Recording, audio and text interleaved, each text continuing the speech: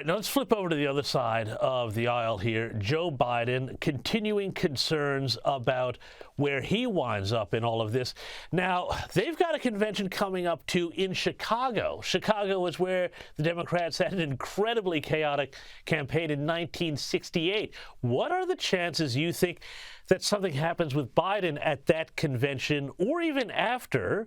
How would it work for them to tap Joe Biden on the shoulders? Because every single poll is saying Americans think he's too old, he doesn't have the mental facility to keep doing the job, and they don't want to wind up with a situation where they vote Biden and get Kamala Harris.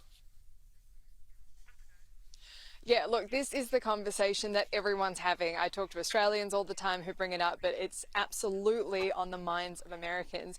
And what we need to remember here is these conventions where the candidates are confirmed, the parties set the rules. So the Democratic National Committee and the Republican National Committee set the rules for these conventions, which confirm who will be the candidate on the ballot come November.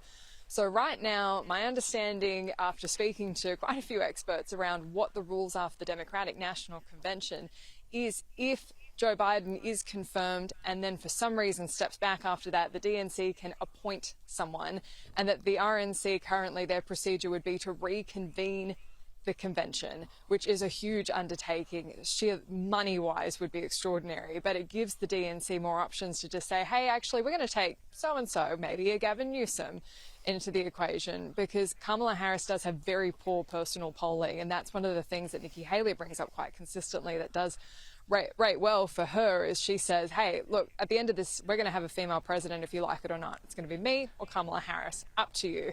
So this is where the DNC has some room to maneuver before the convention in playing its superdelegates or afterwards and simply appointing their preferred pick.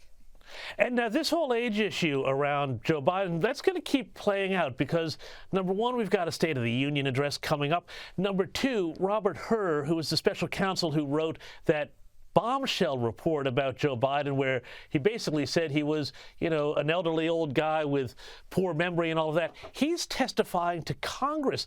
What do we expect to come out of that? And is that going to wind up further aggravating this issue that Joe Biden is, either doddering, corrupt, or both?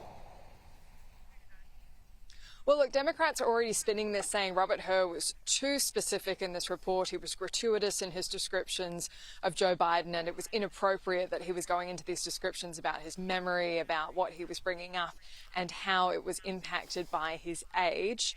What's likely to happen here when he does testify to Congress is that they will ask him specific questions around what Joe Biden has counted after this report. So specifically, Joe Biden said that he was so enraged when the special prosecutor raised his son, Beau. That's why he got mixed up with his details, and that's why he was so upset.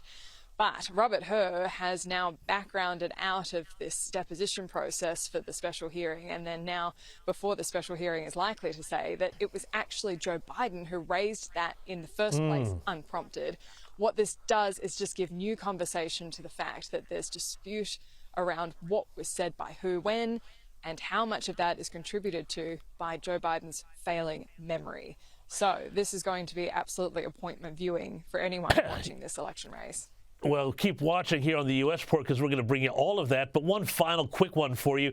I love this story. Lawyers for Hunter Biden have claimed that a picture a government prosecutors are using to support a tax fraud case against him that shows neatly arranged lines of some sort of powder. Well, actually, those are neatly arranged lines of sawdust from a carpentry shop and not something else. Annelise, this doesn't pass, dare I say it, the sniff test, does it? Well, I mean, we always wondered what was in his consulting business. Maybe it's woodwork. Maybe this is what was happening with all of his consulting jobs. Who knows? I don't think it passes the pub test, the sniff test either. I don't know. It's just another torrid chapter in a very uncomfortable discussion. Absolutely. Annelise Nielsen, live from South Carolina. Thank you so much for joining us tonight.